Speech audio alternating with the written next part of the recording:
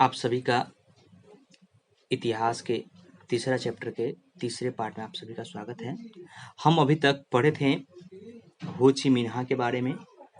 उसके आगे पढ़ते हैं बाओदाई के बारे में। बाओदाई कौन थे, इसके बारे में एक सवाल भी आपसे पूछता है बुक में। तो कहता है जिस समय जापान की सेना जिस समय जापान की सेना द्वितीय विश्व युद्ध में आत्मसमर्पण कर चुकी थी। द्वितीय विश्व युद्ध में आत्मसमर्पण कर चुके थे। हम जानते हैं, पहले ही पढ़ चुके थे कि द्वितीय विश्व युद्ध में क्या हो गई थी, जर्मनी ने फ्रांसीसियों को हरा दिया था और जर्मनी के दोस्त कौन थे, जापान थे। और जापान की सेना क्या हो गई थी, हिंद चीन में आ गई थी। लेकिन द्वितीय विश्व युद्ध में जब जापान ने आत्मसमर्पण कर दिया, आत्मसमर्पण कर दिया, और उसके बाद क्या हुई थी कि जापान की सेना हिंद चीन से निकल रही थी। तो हिंद चीन में क्या था, उस समय राजतंत्र स्थापित है। क्या था, राजतंत्र स्थापित था। तो वहां का क्या था, राजतंत्र। उसी समय एक स्थान है अन्नाम।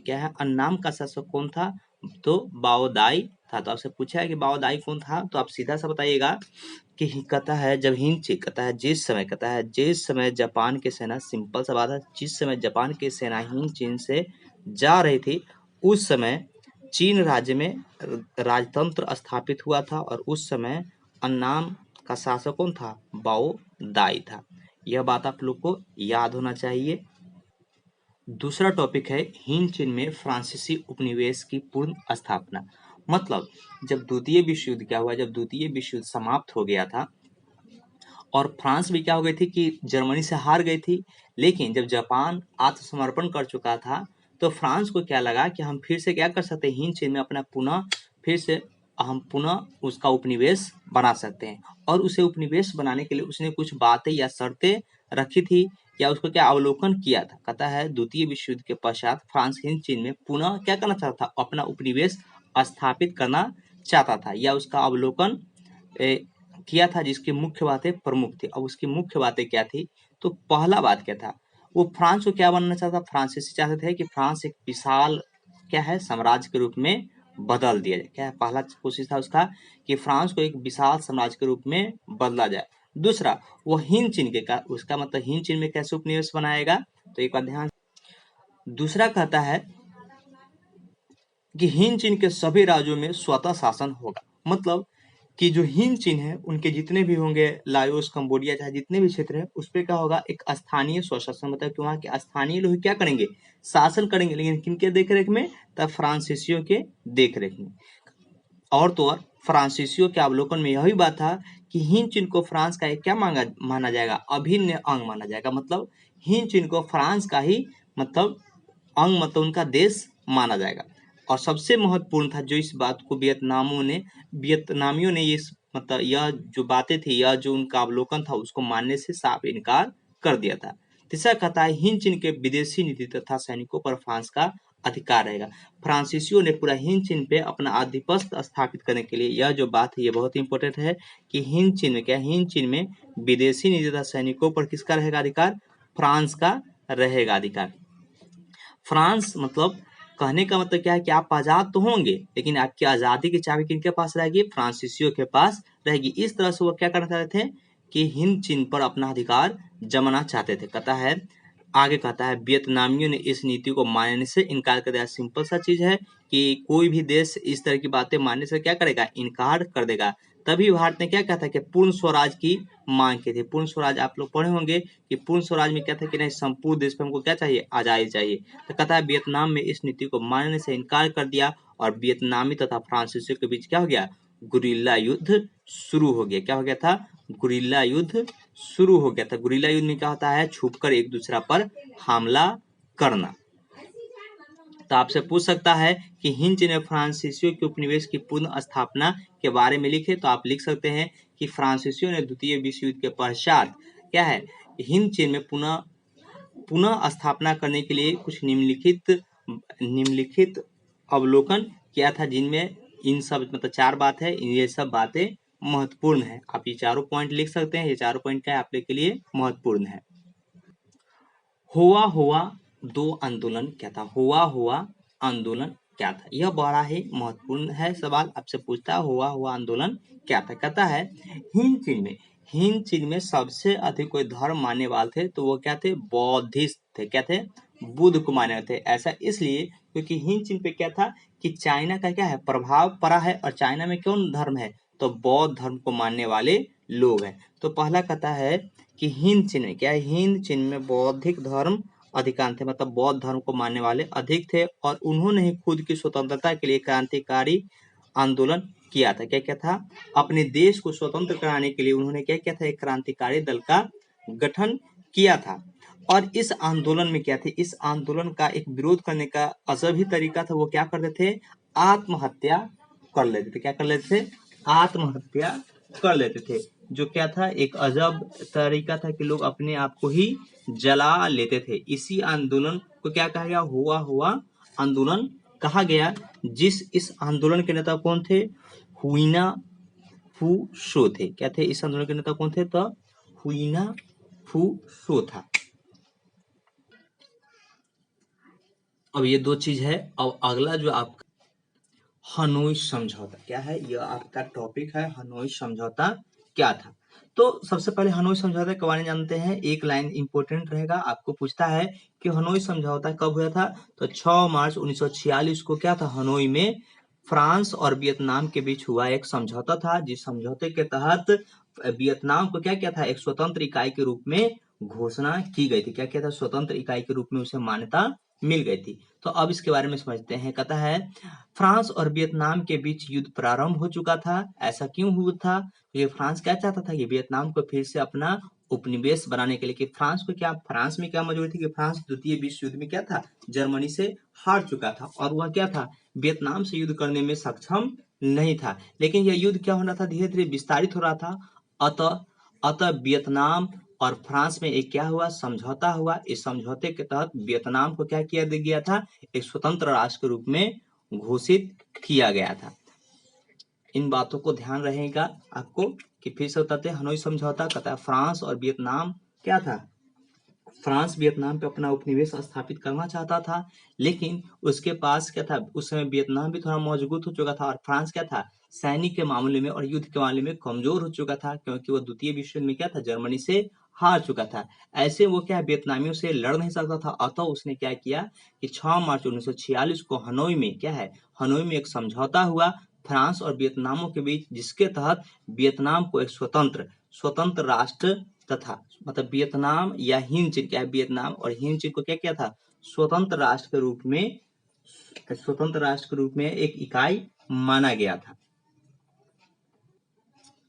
अब देखिए, कहता है हनोई समझौता के कुछ समय बाद ही, कहता है हनोई समझौता के कुछ समय बाद ही फ्रांस, कहता है फ्रांस के समर्थकों से, क्या है, फ्रांस के समर्थनों से कोचीन में नई सरकार की गठन की गई, जिससे हनोई समझौता क्या हो गया था, टूट गया था। मतलब फ्रांस के जो सपोर्टर थे उन्होंने क्या किया था, कोचीन चीन में नई सरकार के गठन में क्या किया था, मदद कर दिया था, जिससे यह क्या हुआ, समझौता टूट गया।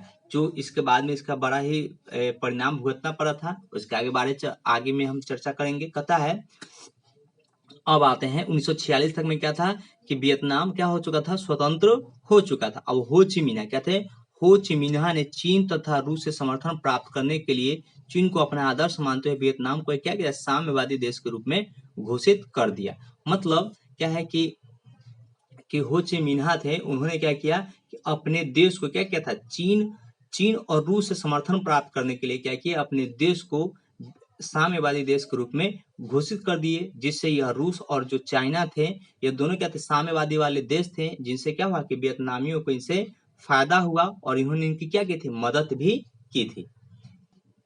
कहता है 1950 में चीन तथा रूस, कहता है 1950 में, ध्यान रहे 1950 में चीन तथा रूस ने वियतनाम को गणराज्य मान्यता देते हुए सैन्य तथा तकनीकी सहायता प्रदान कर दी थी। ऐसा इसलिए हो रहा था क्योंकि यह जो चीन और रूस थे वह वियतनाम के साम्यवादी देश घोषित होने से वह क्या थे, खुश थे, और इसके लिए उन्होंने क्या किया था, इसीलिए उन्हें वियतनाम को क्या था, सैनिक और तकनीकी सहायता प्रदान करने लगे थे। ऐसा इसलिए क्योंकि वह क्या है, फ्रांसीसियों या जो पश्चिमी देश, मतलब जो ब्रिटेन या अमेरिका था, उनसे क्या कर, वो आराम से उनसे मुकाबला कर सके। अब ये बात एक और इम्पोर्टेंट है जो आपको कहता है इसी समय क्या है, इसी समय 1950 में, यह बात इम्पोर्टेंट रहना चाहिए। इस समय 1950 में ही चीन में से दिएन बियन फू में क्या है, दिएन बियन फू में वियतनामी और फ्रांसीसी सैनिकों के बीच क्या होता है, घमासान युद्ध हुआ था। क्या था, युद्ध हुआ था, जो मतलब एक तरह से क्या था, गुरिल्ला युद्ध था। इसमें वियतनामियों ने फ्रांस के लगभग 1600 सैनिकों को क्या किया था, आत्मसमर्पण करने पर मजबूर कर दिया था। मतलब क्या था कि उन्होंने उन्हें बुरी तरह से हरा दिया था। क्या था, बुरी तरह से हरा दिया था। अब आगे हम लोग पढ़ेंगे इसके बारे में, आगे जानने के लिए हम लोग पढ़ेंगे। कहता है कि हिंद चीन में, कहता है हिंद चीन में क्या होने लगा था कि वहां पर साम्यवादी की सरकार क्या होने लगी थी, बढ़ने लगी थी। और जिनसे सबसे ज्यादा मतलब घबराहट किसको हुआ था, तो अमेरिका को हुआ था। क्या हुआ था, अमेरिका को हुआ था, क्योंकि हिंद चीन मतलब वियतनाम में लंबोडिया में और से जगहों पे क्या होता है कि साम्यवादी शासन बढ़ रहा था, जिससे अमेरिका को क्या है, अमेरिका को चिंता होने लगी और उसने क्या किया था, हस्तक्षेप करना प्रारंभ कर दिया था। उसी के तहत अब है जनेवा समझौता तथा हिंद चीन में अमेरिकी हस्तक्षेप। अब इस चीज को समझेंगे। अब एक चीज को ध्यान रखिएगा, कहता है द्वितीय विश्व युद्ध के बाद क्या, द्वितीय विश्व युद्ध के बाद अमेरिकी साम्यवादी प्रसार को रोकने के लिए प्रयासरत कर रहे थे। मतलब द्वितीय विश्व युद्ध समाप्त होने के बाद अमेरिका नहीं चाहता था कि किसी भी दूसरे देश में क्या हो, साम्यवादी सरकार प्रचलित हो। मतलब क्या हो कि मजदूर की बात मानते हैं उनकी सरकार का क्या हो, गठन हो। अतः 1950 के बाद जो कहता है, अतः 1950 के बाद जो अमेरिका के धूल विरोधी थे, क्या थे, अमेरिका के धूल विरोधी थे, जिसमें खासकर कौन था, रूस था। जब वियतनाम को चीन और रूस का सहायता प्रदान होने लगा तो साम्यवादी प्रसार को रोकने के लिए अमेरिका ने हिंद चीन में राजनीतिक हस्तक्षेप करना शुरू कर दिया था। ऐसा इसलिए क्योंकि क्या था, रूस में साम्यवादी सरकार थी और द्वितीय विश्व तक क्या था, रूस एक मतलब क्या बन गया था, विश्व का दूसरा शक्तिशाली देश बन गया था। फलतः इन दो महादेशों में आपस में टकराव रोकने के लिए, कहता है फलतः किन में, खासकर रूस और अमेरिका में, क्या है, रूस और अमेरिका में मतलब टकराव को रोकने के लिए जनेवा में समझौता का आयोजन किया गया, जिसे क्या कहता है, जनेवा सम्मेलन कहा जाता है। यह जो समझौता हुआ था, क्या है, जनेवा समझौता हुआ था, मई 1954 को हुआ था। इस समझौते का तहत क्या है, इस समझौते के तहत वियतनाम को दो भागों में बांट दिया गया था, उत्तरी वियतनाम एवं दक्षिणी वियतनाम में विभाजित कर दिया गया था। इस चीज को समझिएगा, यह बड़ा ही इंपॉर्टेंट सवाल है आपके बुक का, और पूछता है कि अमेरिकी हस्तक्षेप क्या है, अमेरिकी हस्तक्षेप बताइए, हिंद चीन में अमेरिकी हस्तक्षेप के बारे में वर्णन करें। तो क्या है, कहता है द्वितीय विश्व युद्ध के बाद क्या था कि पूरे विश्व में साम्यवादी, क्या कहता है, साम्यवाद का प्रसार बढ़ने लगा था। क्या बढ़ने लगा था, साम्यवाद का प्रसार बढ़ने लगा था, जिससे अमेरिका क्या थे, चिंतित थे। क्या थे, अमेरिका लोग उनसे चिंतित थे। और खासकर जब वियतनाम को चीन और रूस सहायता प्रदान करने लगे, तो क्या था कि अमेरिका इससे बौखला गए और अमेरिकियों ने क्या किया था, हिंद चीन के राजनीति में हस्तक्षेप करना शुरू कर दिया था। और कहता है कि अब दो महादेशों के टकराव को रोकने के लिए मई 1954 को जब 1954 में हिंद चीन समस्या पर वार्ता हेतु एक सम्मेलन बुलाया गया था, जिसे जनेवा समझौता कहा जाता है। इस समझौता में कौन से भाग लिए थे, तो अमेरिका और रूस के बीच क्या हुआ था, एक समझौता हुआ था, जिसके तहत वियतनाम को दो भागों में बांट दिया गया था। जो वो दो भाग थे, एक का नाम क्या दिया गया था, उत्तरी वियतनाम, और दूसरा का नाम क्या था, दक्षिणी वियतनाम। अब देखिए जनेवा समझौता के बाद क्या है, जनेवा समझौता के बाद भी अमेरिका हिंद चीन में पूंजीवाद सरकार की स्थापना के लिए क्या कर रहा था, सैनिक कार्रवाई करना प्रारंभ कर चुका था। क्या करने लगा था, सैनिक कार्रवाई करना प्रारंभ कर दिया था। उसने सैनिकों आक्रमण के साथ एजेंट और रसायन हथियार का उसने क्या किया था, प्रयोग करने लगा था। वो चाहता था कि क्या हो, कि दक्षिणी वियतनाम है वहां पे क्या बन जाए, कि दक्षिणी वियतनाम में क्या हो, कि पूंजीवादी सरकार का गठन हो। कहा तो यह भी जाता है, कहता 1964 में स्वतंत्र राज्य बने का, क्या है, यह बात इंपोर्टेंट रख लीजिएगा। कहता है इसमें जो बात है ये इसको पहले नोट कर लेंगे। कहता है अमेरिकियों ने क्या किया था, किनका इस्तेमाल किया था, तो एजेंट ऑरेंज तथा रानी, इसका आगे में नाम पढ़ेंगे, नापाम के बारे में हम लोग जानेंगे। कहते हैं 1964 में स्वतंत्र राज्य बनने का कंबोडिया कहता है कंबोडिया ने संवैधानिक राजतंत्र को स्वीकार किया था। किसने क्या किया था? संवैधानिक राजतंत्र को स्वीकार किया था। जिसके राजा कौन थे? नरोत्तम सिंहानुक को क्या क्या बनाया गया था? वहां का राजा बनाया गया था, जिससे अमेरिकियों से हमेशा कौन हो रहा था? उनको संघर्ष हो रहा था। एक बात और इम्पोर्टेंट है, कहता है 1978 में क्या है? 1978 में जब नरोत्तम सिंहासन को सक्रिय राजनीति से संन्यास लेने के बाद क्या है? कंबोडिया का नाम क्या बना दिया गया था? कंपुचिया कर दिया गया था। अब ध्यान दीजिएगा, कहता है कि 1978 में क्या है? 1978 में नरोत्तम सिंहासन के सक्रिय राजनीति से संन्यास लेने के बाद कंबोडिया का नाम क्या कर दिया गया था? कंबोडिया के कहे थे 1978 में नरोत्तम सिंहानुक के सक्रिय राजनीति से संन्यास लेने के बाद कंबोडिया का नाम क्या कर दिया था? कंपुचिया कर दिया गया था। अब देखिए आगे बताए थे कि जब द्वितीय विश्व युद्ध जब जनेवा समझौता हो गया, उसके बाद अमेरिकी की नीति में कोई सुधार देखने को नहीं मिला था। कहता जनेवा समझौता के फलस्वरूप उत्तरी वियतनाम क्या है? उत्तरी वियतनाम मतलब कहाँ है? जहां पर हो ची मिन्ह थे, उन्होंने क्या किया था? साम्यवादी सरकार का गठन किया था। तो वही दक्षिणी वियतनाम में क्या था? पूंजीवाद सरकार थी। कहता पूंजीवाद सरकार थी। कहता 5 अगस्त 1964 को अमेरिका ने उत्तरी वियतनाम पर क्या किया था? आक्रमण कर दिया था। ऐसा आक्रमण क्यों किया गया था? क्योंकि वहां पर भी क्या हो? पूंजीवादी सरकार का क्या हो सके? गठन हो सके। इस युद्ध में अमेरिका ने रासायनिक हथियार नपाम, एजेंट ऑरेंज एवं फास्फोरस बमों का इस्तेमाल किया था। अब ध्यान देने का चीज है, इस पे आपको याद करने का चीज क्या है कि 19 कहता है 5 अगस्त 1964 को उत्तरी वियतनाम पर आक्रमण किया था। इस युद्ध में क्या किया था? रासायनिक हथियार एजेंट ऑरेंज का इस्तेमाल किया था। अब देखिए, अब ये सब पूछता है नपाम क्या करता है? नपाम क्या था? नपाम एक तरह का क्या है? रासायनिक ऑर्गेनिक कंपाउंड है, जो अग्नि बम में गैसोलीन के साथ मिलकर एक मिश्रण तैयार करता है, जो त्वचा से चिपक जाता है और जलाता रहता है। यह बात आपको याद होना चाहिए। लेकिन नपाम क्या है? तो नपाम आपसे पूछेगा नपाम क्या था, तो यह क्या है? एक रासायनिक आर्सेनिक कंपाउंड है, जो अग्नि बम में गैसोलीन के साथ मिलकर एक मिश्रण को तैयार करता है, जो त्वचा के साथ चिपक क्या करता है? जलता रहता है। एजेंट ऑरेंज क्या है? क्या है एजेंट ऑरेंज? क्या है? तो एजेंट ऑरेंज देखिए, कहता है एजेंट ऑरेंज एक तरह का जहर है, जिससे पेड़ों की पत्तियां तुरंत झुलस जाती थी एवं पेड़ मर जाता था।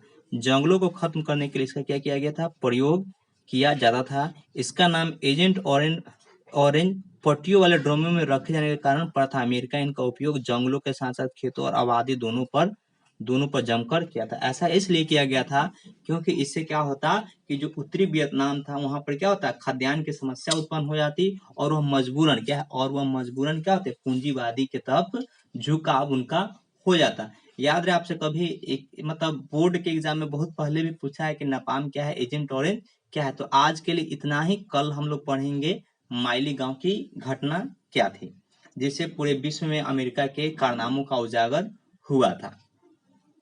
चलिए कल फिर मिलते हैं आपसे।